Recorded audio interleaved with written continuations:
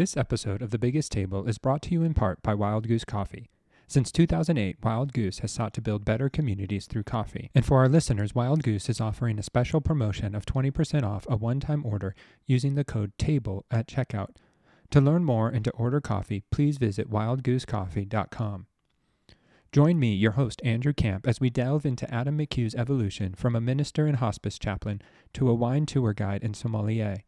Discover how Adam found solace and renewal through the therapeutic essence of wine in the Santa Ynez Valley of Central California.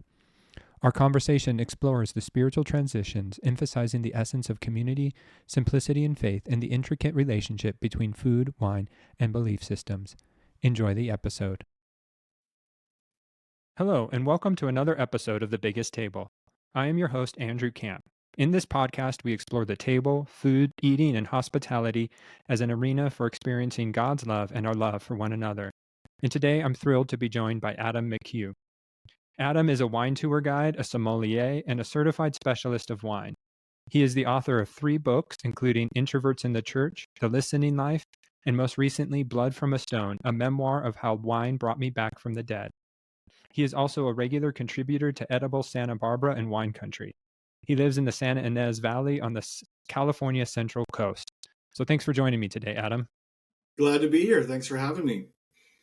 Yeah, so I first became aware of your work through The Listening Life, and we corresponded a little bit back when that book first released in 2015, which feels like eons ago. But a lot has changed for sort of both of us since that time, and you are now immersed in this world of wine. And so what drew you into this world? It's a book-length story, literally. Right. That's what my most recent book, my memoir, Blood from a Stone, is all about. It was far from a linear process. It was a roller coaster, a tumultuous journey, to say the least. I've been into wine for a very long time. My family, when I was growing up in Seattle, were big wine drinkers. They always opened a really special bottle of wine on Sunday. I never drank wine until my 20s, but I always kind of suspected that wine would be a part of my life, socially and personally. I didn't really suspect that I would go into it professionally, but while I was writing all my previous books, when I was a minister, a Presbyterian minister and a hospice chaplain, I was already escaping up the coast. I lived in the LA area at the time, and while I was writing those previous works, and I was already escaping up the coast to what's called the Santa Ynez Valley, where I live now, just north of Santa Barbara, to taste the wines, to breathe the fresh air, to take in the landscapes. And it was my retreat, and in many ways it was sort of my one form of therapy for me, especially when I was working as a hospice chaplain, as I did for about 10 years. And the Santa Ynez Valley became increasingly important as sort of a refuge for me during those years. So some of our listeners probably aren't familiar with the Santa Ynez Valley. We always associate California with Napa, Sonoma, and rightfully so, to whatever degree you like Napa Valley. But what is so special to you about the Santa Ynez area of California? In a lot of ways, it still feels like old California. I appreciate Napa, and none of us would be here if it weren't for Napa. People started getting priced out of Napa all the way back in the 70s and 80s and started exploring other parts of California where they thought they could plant wine grapes and make premium wines. And the Santa Ynez Valley, just north of Santa Barbara, we're only about 2.5 hours north of Los Angeles here. So in a lot of ways, it's kind of the first great wine region you come to as you're coming north from LA. And it is the first great wine region you come to coming north out of LA. And but what I love about it is it's still family owned. It's still very independent. There aren't big corporations. There are a few, and we're seeing it a little bit more. But for the most part, all the wineries here are independent and family owned, making fewer than 10,000 cases. Many of them make fewer than 5,000 cases. And there's sort of this interesting culture here of the Old West kind of meets the ocean. There's sort of a interaction between surfers and cowboys here that feels vintage, that feels like old California. There's a lot of undeveloped land here. People think of California, if you're not from the area, and you think of LA, you think of Hollywood, you think of San Francisco, you think of all of these beach communities, or you think of Orange County. And the reality is, once you get just a little bit outside of LA, it's actually very undeveloped, and there's some completely pristine coastline here in Santa Barbara County that's unlike anything else I've experienced in California. So then what makes then the wine of Santa Barbara and this region special? It's a combination of a number of different factors, as you would imagine, but the thing that we all like to talk about here, and I gave it a few pages of my book, is this very strange geography that we have. If you're coming up north if you're looking at a map of California and you're coming north from Los Angeles, you'll see this horizontal line that juts out from the coast of California out into the ocean, and that is the coastline of Santa Barbara. And then just north of that, there's a mountain range that runs exactly parallel to the coastline of Santa Barbara called the Santa Ynez Mountains. I live just on the other side of those mountains. And so it's all to say that the geography of Santa Barbara County is oriented east-west. It's called a transverse valley, and it's incredibly rare. Really anywhere, but anywhere on the west coast of North and South America. Santa Barbara County, other than Alaska, has the longest east-west coastline on all of North and South America at the Pacific coast. It's all to say that once you get over the mountains, there's really nothing blocking that cold air from being funneled in along that mountain valley into what's called the Santa Ynez Valley. If you go up the coast of California, you get more frequently what's called the Coast Range, which runs north-south. That's what Napa has. That's what Sonoma has. That's what Paso Robles has. And it goes all the way up to the coast of Washington. But here we are not blocked by the coldest marine influences. So it's all to say, as far south as we are, we're actually a colder growing region than Napa, 6 hours north. And this is the farthest south in the Northern Hemisphere that Pinot Noir is grown. Pinot only thrives in really cool climates, Burgundy, France being the birthplace, Willamette Valley of Oregon, New Zealand, a few other places around the world, but this is by far the farthest south that it's grown. And Pinot is still my favorite varietal. But there's also a tremendous diversity of plantings here. There's like 75 or 80 different varietals that are planted in Santa Barbara County, making it probably the most diverse wine growing region on the planet, because we have so many microclimates because of this strange geography that we have. For sure. No, and I think some of us are familiar with Pinot from Santa Barbara area from the great movie Sideways and Paul Giamatti, and his little monologue about the beauty of Pinot grapes, Right. And that movie, that movie was set in the Santa Ynez Valley and filmed in the Santa Ynez Valley, and the impact it made on this valley, especially for Pinot Noir sales from what's called the Santa Rita Hills, which is the westernmost part of the Santa Ynez Valley. It was absolutely remarkable what that movie did for sales of Pinot, not only here, but around the world for the next few years. But tourism, I think, quadrupled over the next 5 years in the Santa Ynez Valley because of that little independent Fox Searchlight movie. So it's they call it the Sideways effect, the impact that it made on this valley. And we still feel it. People still come up here or from around the world still come to do what's called the Sideways tour. 20 years later, they're still talking about that movie here. That's crazy. Yeah. No, and it had the adverse effect on, I think, Merlot for people, but hopefully, I think some people are saying Merlot's coming back. And so they call it the Sideways curse from Merlot. There's a really kind of surprising, hilarious line about Merlot in that movie. And I believe Merlot sales went down 2% the next several years, but even more so, its reputation crashed for about 10 years after the movie Sideways came out. Yeah. So the funny things that a movie can do for a wine industry, that's not always true. Yeah. Because it's funny, like the last wine he drinks is a Merlot based wine. Right. And Chateau Cheval Blanc. It's Merlot and Cab Franc, which are the two varietals in the movie that he denigrates. So you can tell there was kind of something more personal that was happening for him. And so one of the chapters in my book is called The Sideways Effect, and I give my own interpretation of that movie in there. Yeah. But speaking of your book, your book is all about wine and how wine brought you back from the dead. And so can you, without giving too much away, because it's a great book that I highly recommend. My wife and I both really enjoyed it. Yes. What was it about wine that really rescued you and saved you from burnout from ministry? Right. I mean, part of it is I'm just having fun. I was really excited when I came up with that subtitle, but it's referencing the fact that I used to work in hospice. Like for 10 years, my work down in the LA area, especially the Pasadena area, was to sit at the deathbeds of patient after patient, whether in their homes or in skilled nursing facilities. That was the work that I did, listening and helping people grieve, being with families that were already starting to grieve before their family member had passed away. And so that was my work. And it was very meaningful work. It was very sacred work in a lot of ways, but it was also just what I would call a slow leak on my soul. It wasn't urgent work. I wasn't working as a chaplain in an ER or a more urgent setting.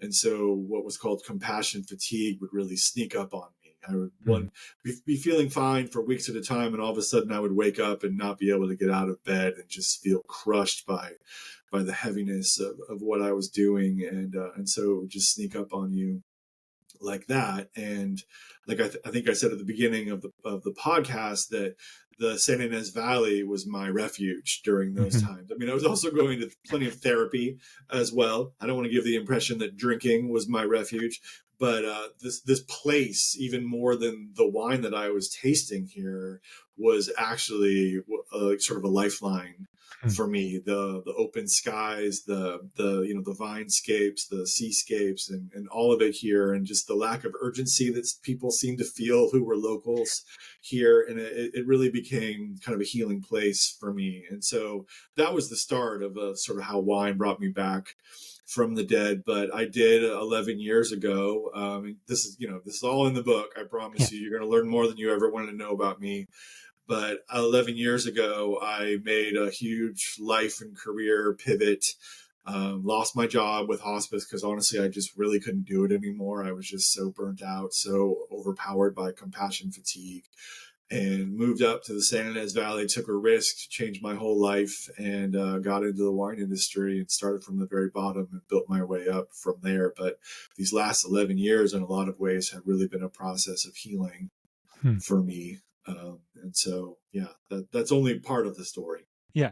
Well, because a large part of, the wine story for you starts in the Côte d'Aron region, where you're visiting the region and touring, and you finally get to Châteauneuf du Pape region. And I can never say that word right. But, you talk about just the importance of place there and how there was no show. It was just families and you sitting down with families and enjoying this generational sense of place. Like, it sounds idyllic, but we also realize wine is hard work. But Yeah. what resonated with you so much about that region? Yeah, I took that trip. This is now about 14 years ago, and to France for 2 weeks, which is still the only time I've ever been to Europe. And it was life-changing, to say the least. It sounds a little cliche, but it's what put me on a path towards moving into the wine industry and moving to wine country. We spent a week in Paris, just a day in the Champagne region, just a couple hours outside of Paris, but that got a whole chapter in my book as well, called The Train to Champagne.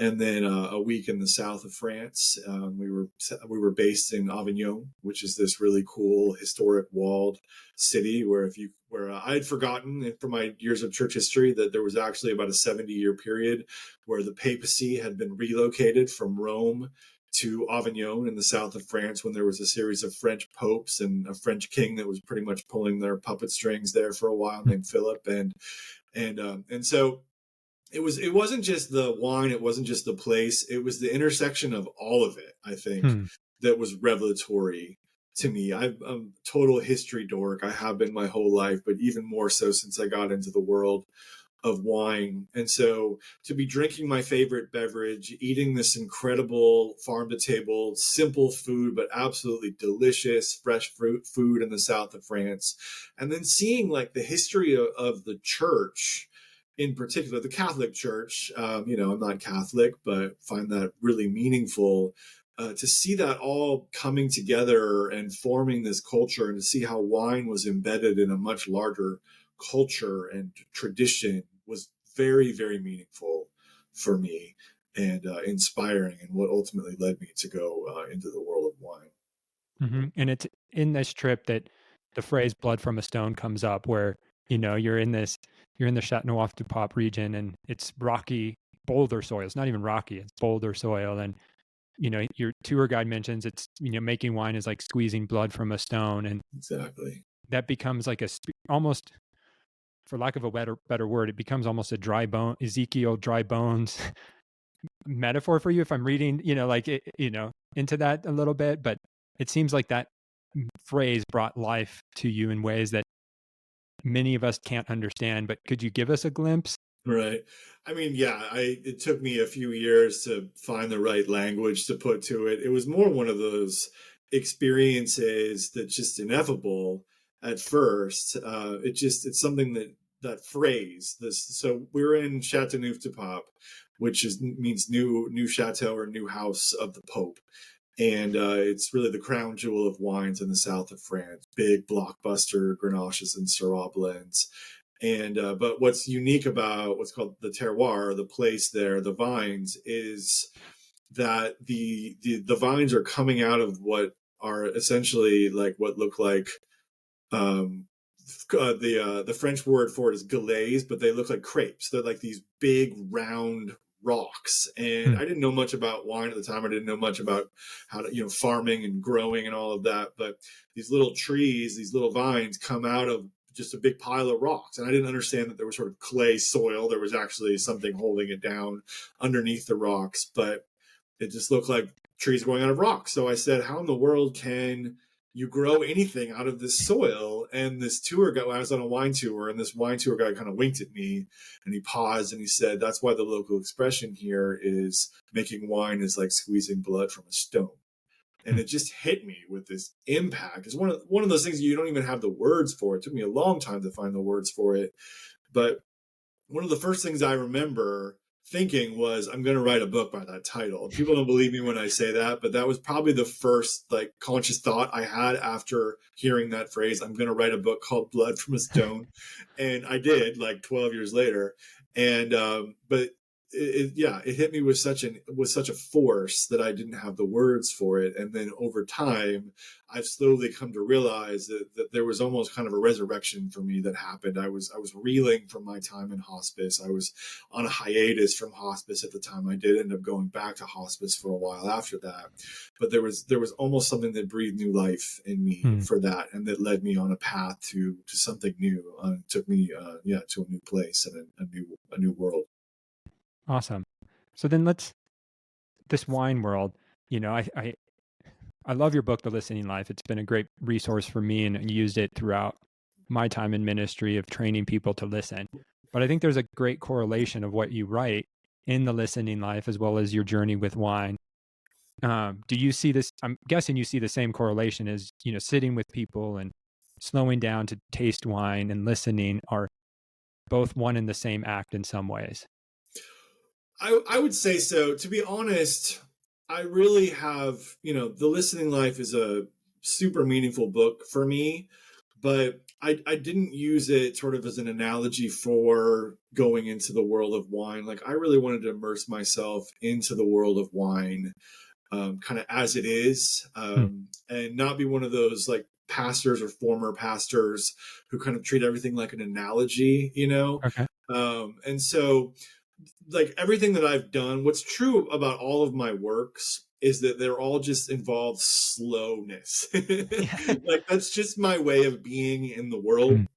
And I think that's part of what drew me into wine was the slowness of it all. You make wine just once a year. You kind of now like I feel like around here, when you live in wine country, you sort of set your watches or your calendars not by the normal sequence of months, but by the growing cycle. Bud break and flowering and veraison and harvest, and that feels like kind of how you mark your time. But there's a decided slowness to life here, and also the best form of wine tasting, of tasting in general, is something that is slow, that is where you stop and you pay attention, where you're attentive to what's you're smelling, to what's on the palate, what's in the glass in terms of textures and colors and the nuances of flavor and aromatics, and how it kind of impacts your palate. And so, listening in my previous work is a slow exercise. My first book is about introversion and sort of how the slowness with which I really address everything in my life. And I think wine very much fits into that as well. No, for sure. Yeah, there is, something slow about wine, and that you even mentioned that wine was meant to be discovered. It was an accidental joy, I think. And so what is it about the slowness of wine that just it is so beautiful? That's such a hard question for me to answer, because I'm just so deep in that world now. It's one of the things that people who are not into wine like don't quite get is that it's a whole world. It's not just a beverage, and it's not reduced to ethanol, to the ethyl alcohol that people just kind of view wine as like, oh, it's a form of alcohol.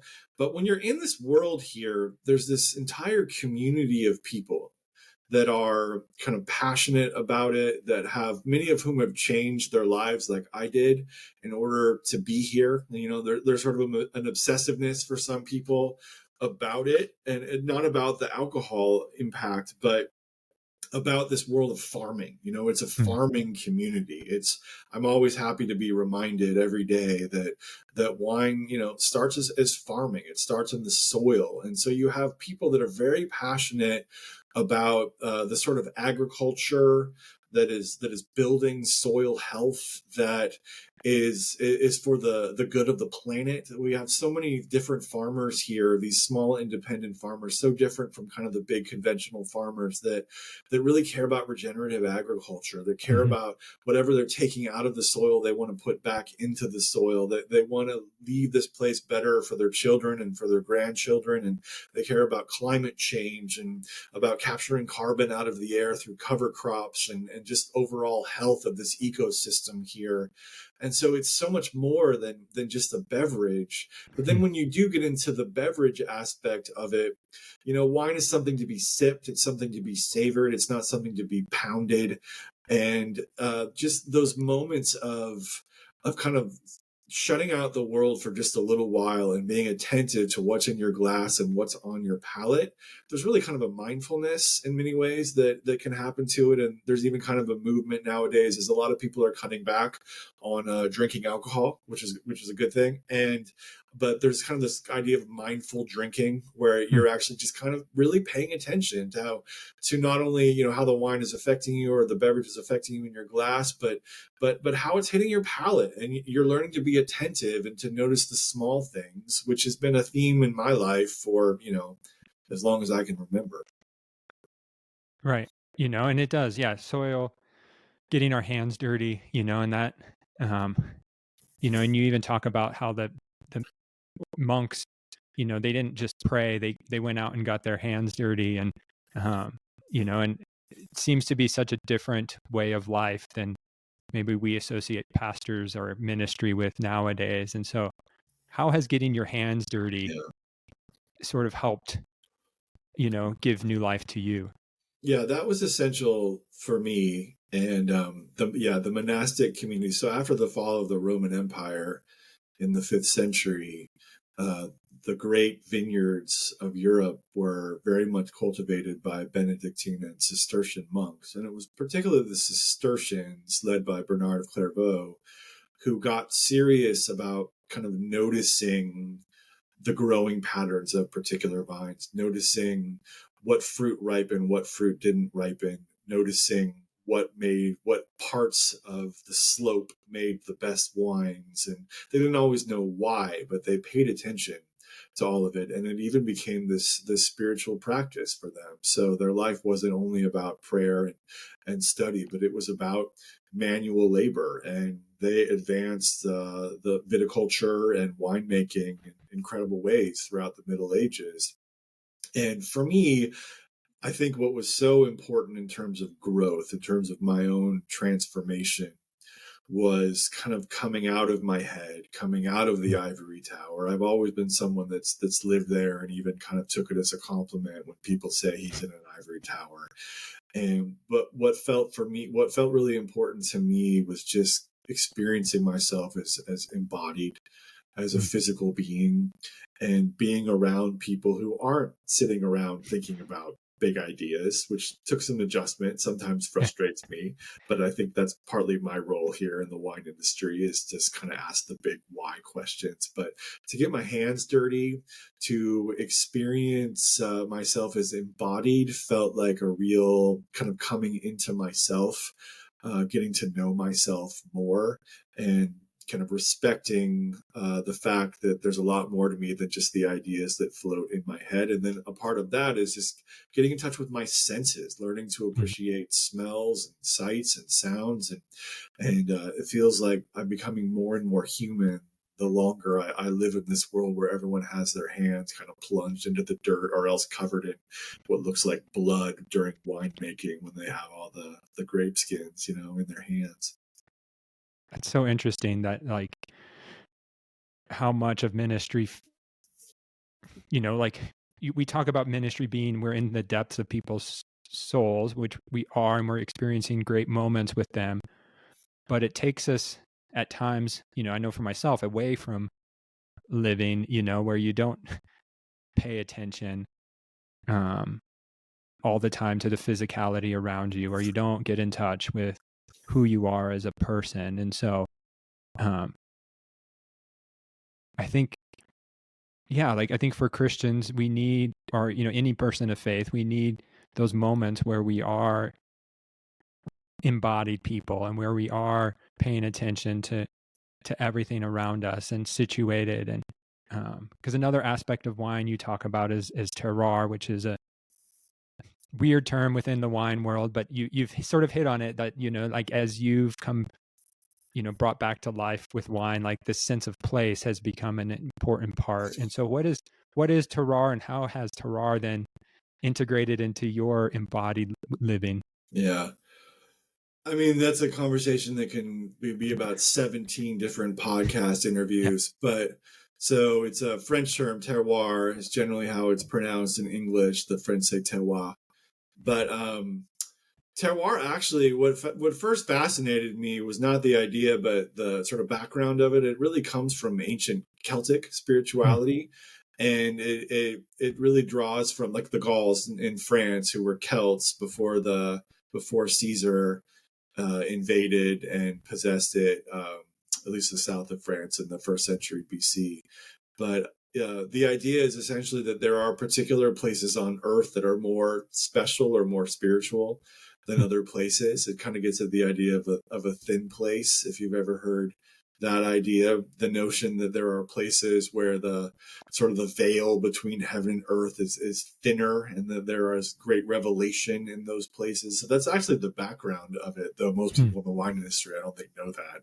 No. But in terms of modern wine understanding, it's a very French term. It's a very elitist French term. It's historically been a French way of saying our wines will always be better than yours. But it's that there's something magical about these particular places, the interaction with the particular kinds of soil, the particular climate, the particular place on earth that shapes that wine. That wine is an expression of the place, and that the varietals, Pinot Noir, Syrah, Cabernet, that sort of thing, are actually secondary to the place. They're sort of the paint that paints the masterpiece, but the object is the location. And especially with, like, Pinot Noir and Riesling, what are called transparent varietals that show the terroir of a particular spot even more kind of accurately. That's where people get really excited. about that. But it essentially is the habitat of a grapevine, kind of all of the different growing conditions that together in sort of this like alchemist way create the magic that ends up in your glass one day. Hmm. What has Terroir then done to you, and who are you now because of Right. Terroir? And then that was my question, right? Was okay, I love this idea that the place shapes the fruit, the place shapes the wine that comes from that fruit. And so then my question was, well, how, is there a way that we can see this as place shaping human beings? Is there a way that I can see how place shapes me? And I don't know if I have too many like specific answers to that, but I do know that getting my hands dirty, that experiencing all the different layers of a place, not just the ideas that float through the air, but getting to know the soils and getting to understand more and more like farming and all the different kind of climatic conditions that go into that, have changed me. They've humbled me.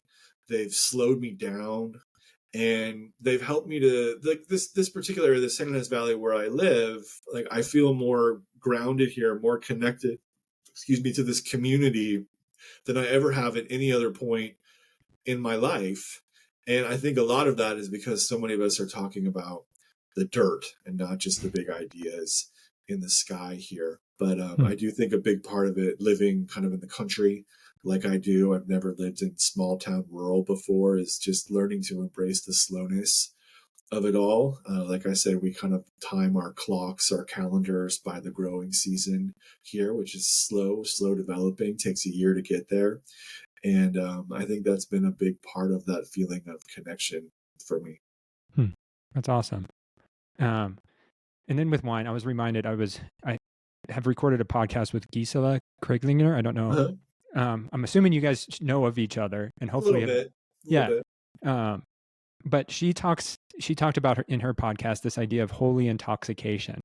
That as she grew up on a vineyard in Germany, and that she saw that when people drank wine, there, there was something that happened, that people relaxed, people shared more, or people just, took a deep breath and, slowed down. And so as you've done, tour guides, and as you've immersed yourself in your wine, do you sort of see something similar happening with wine, where it just helps not dull the passions, but actually maybe enliven? Yeah, I do think you have to be careful with language like Yeah. intoxication. To be honest, I wouldn't use that phrase, though. I know that she's pulling that out of the scriptures in terms of being intoxicated by the Spirit. That is not a language I would use. But I what I think is what I love about wine is that when there's a good bottle of wine at the table, people linger. Hmm. It makes people linger at the table, and it's in that linger that many of the best conversations happen. Not necessarily the most profound conversations, but the conversations where people are a little bit more relaxed. They're not in a hurry to go anywhere.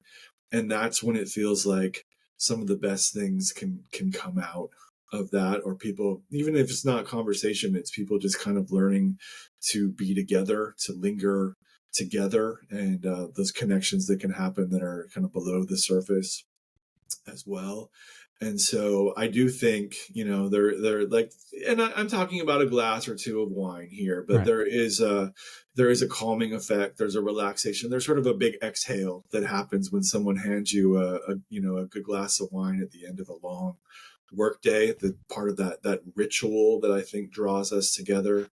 But I just think anytime I know we talk about sacrament, we talk about the idea of wine and bread, and as experiencing union with God, and I do think there's something special about being together as a body of faith, and celebrating that in a very specific ritualistic way. But I also think every time people sit down at a table with good fresh food, with good drinkable wine, and that they linger at the table, that God isn't far away from Mm-hmm. that situation.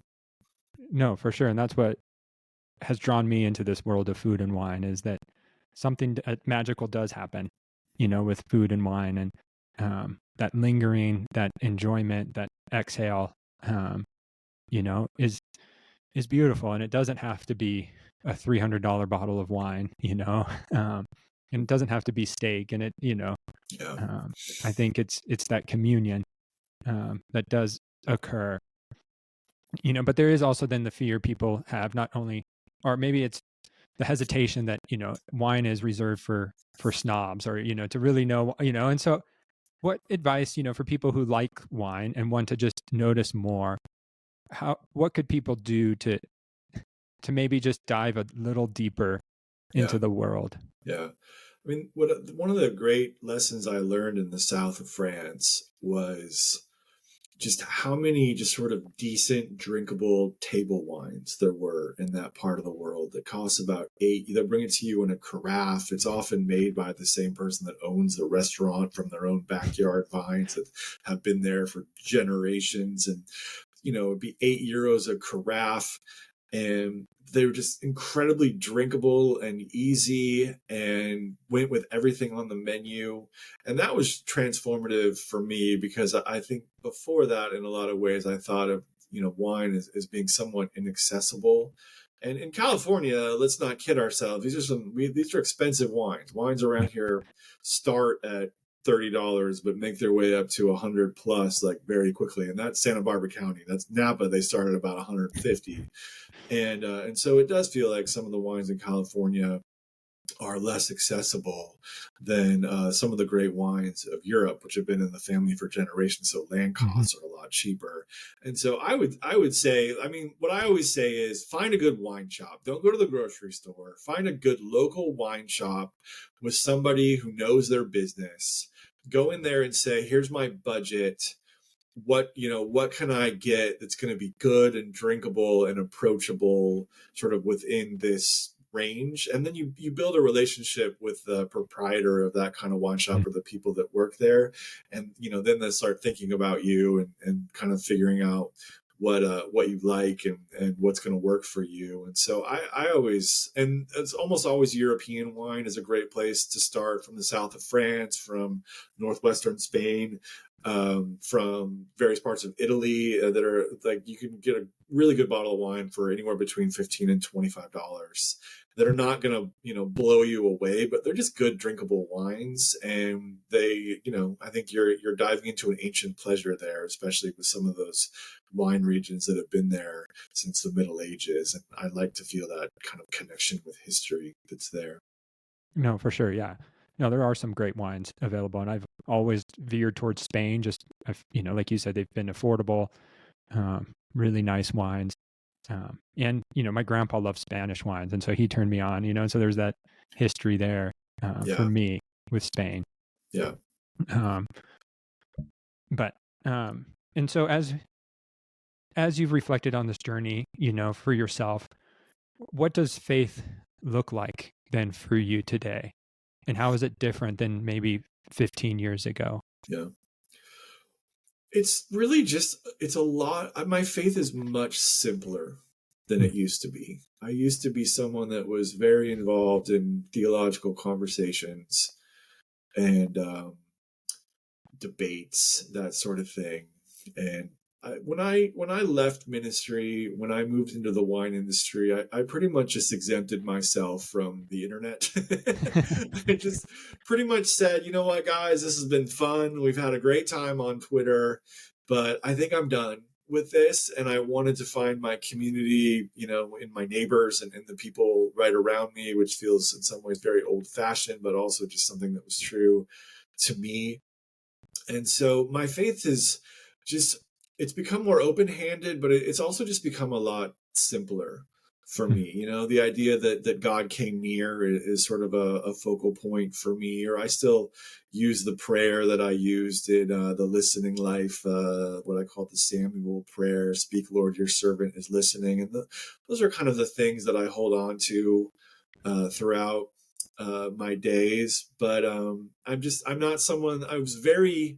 It took a while. The identity shift was a much harder transition than I thought, out of being a pastor, out of being an ordained minister, and kind of letting go of that leadership role was much harder than I thought, because I had trained, as you know, anyone who's in professional ministry knows how much you train for that, how much education, how many tests you take, how many internships you do, at least then, you know, the Presbyterian church that I was a part of, PCUSA, and just how much goes into that, but almost how much of your identity is intertwined with Mm-hmm. that. But once I was able, after a couple of years, to finally let go of the role of minister, I really breathed a big sigh of relief. And so, but then when you're dealing with that, it's so challenging that sometimes I felt like, am I losing my faith in this process? Because you express your faith in such a public way, and to let go of that feels like a real transition. But ultimately, what happened was I started getting more embodied in my spirituality. I started experiencing God less kind of as you know, reaching for the skies, and more, you know, plunging my hands into the dirt, which is very biblical. And it's a simpler faith, but I think it's a faith that has a lot of endurance to it. It's a quiet faith, and I feel more at home with that faith than I ever did playing that public role. Gotcha.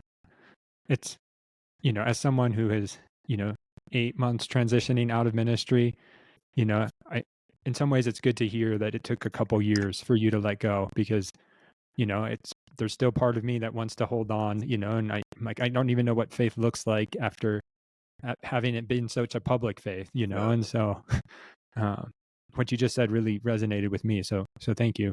yeah. Um, Yeah, it's a conversation that people should have more, because there are a lot of sort of former ministers out there that are kind of out in the wilderness nowadays, and it's a good conversation to have, to say, you know, you're not necessarily losing your faith here, and people get very excited about, you know, sort of deconstruction of faith. And I didn't come from some really toxic background in faith, and so right.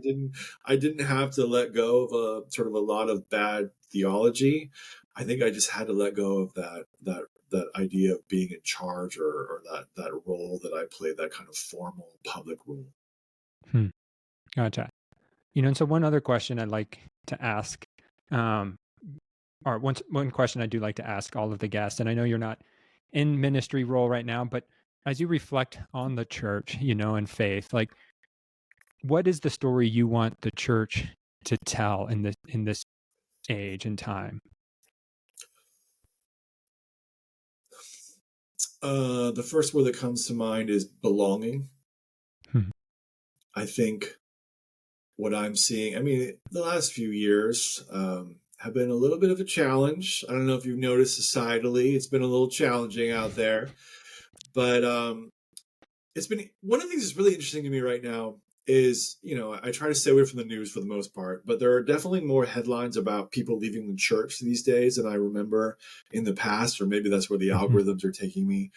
But what's interesting now is that there are actually people not from church backgrounds or religious backgrounds that are actually starting to lament that a little bit. The Hmm. idea that people are leaving faith communities, which is fascinating to me, because I feel like 10 years ago, a lot of those same voices would have been celebrating that Right. people are leaving churches.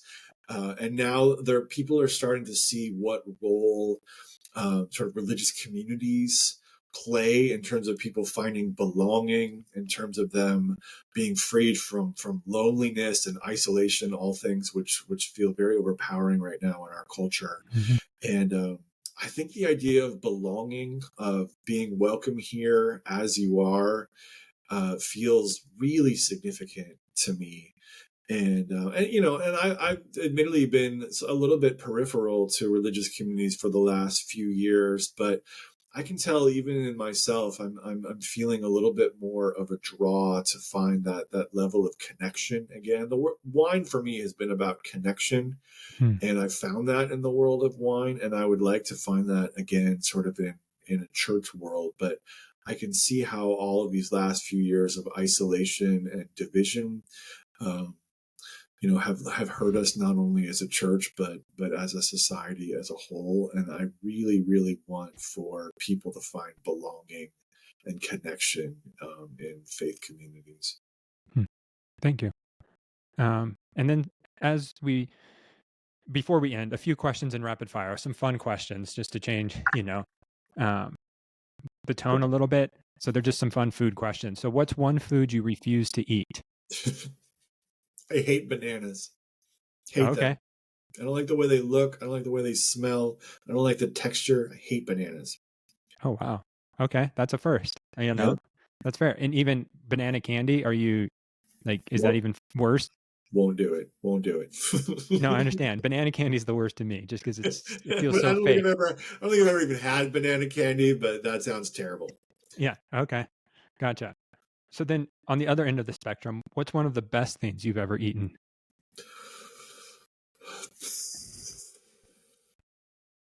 I'm really smitten with this Peruvian dish called lomo saltado. Have you ever heard of that? Yep. It just means like salted meat. Yeah. But it's this bizarre kind of peasant dish from Peru that's like, usually not very good meat that you marinate so it gets really tender, and it's mixed together with various vegetables and sort of like chili paste, but it has French fries in it. Yep. And then it's served over a bed of rice, and it's absolutely delicious. And it's really good with local Grenache around here, because our Grenache like kind of fruit forward and a little bit lusher, a slight juiciness, so that sweetness offsets the spice of the chili paste. So yeah, lomo saltado is my favorite dish right now. Awesome. Is there a good place in your area No, to I get? just make it at home. There's nothing like that around here, but I've learned how to make it at home pretty good. Yeah. No, and that Peruvian food was from, if I remember correctly, it was influenced by Chinese culture, and so that's where you get sort of the stir fry of the beef. But that's news to me. I didn't know that, but that makes sense, because it is served like over a bed of rice, and it does have like that stir fry feel to it. Mm-hmm. Yeah. And then finally, there's a conversation among chefs about last meals, as in like, if you knew you had one last meal to enjoy, what would it be? And so if Adam had one last meal to enjoy, what would it be? Just very classic, like steak au poivre. I don't know how that's pronounced, but peppercorn steak with a little like cognac sauce, New York cut, big New York cut. That would definitely be at the heart of it. That's been pretty much my favorite dish since I was about 10 years old. So I think that would be a start. And then some form of potato would be in there too. Okay. And what wine would you be pouring? That's probably when I break out like a 10-year-old Chateauneuf de Pape. My most important wine in my life has been Chateau de Beaucastel, which is one of the very best estates in Chateauneuf de Pape. That's what we had on the day I proposed to my wife a few years ago. And so Beaucastel for sure. If you could find like a 2010, that would be ideal. Okay. Awesome. Well, Adam, thank you so much for this time. Thank you for, just your journey and sharing a little bit with us and helping all of us understand wine and the beauty of wine. If people want to get in touch with you or learn more about what you're doing, is there a place that they can find you? I don't have a website anymore. You're more than welcome to email me at adammchugh@gmail.com. I'm on Instagram, Adam McHugh Wine. And, but if you want the best way to learn, about a lot of wine, a lot of my story, a lot of the transition from ministry to wine is in my book, Blood from a Stone, which you can find anywhere you would expect. Yep. No, and it's a great book. It's a great story and highly recommend it. It is published by InterVarsity Press. And so, it's wherever you buy your books, please buy it, read it, and learn about Adam. So thanks again for joining us on this episode of The Biggest Table, where we explore what it means to be transformed by God's love around the table and through food. Until next time, bye.